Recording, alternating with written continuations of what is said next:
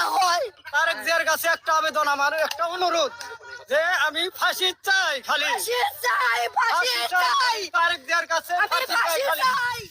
আমি সরকারের কাছে আবেদন করতেছি, আবেদন, ফাঁসি চাই, মৃত্যুদণ্ড চাই, মৃত্যু। আমার মেয়ের জীবন তো নষ্ট করে দিছে, নষ্ট হয়েছে, আমার যা হয়েছে হয়েছে, তাতে মানুষের জানি না হয়, আর কারো জানি লাঞ্ছিত না হয়, আর কারো শিশুর জানি নির্যাতন না হয়।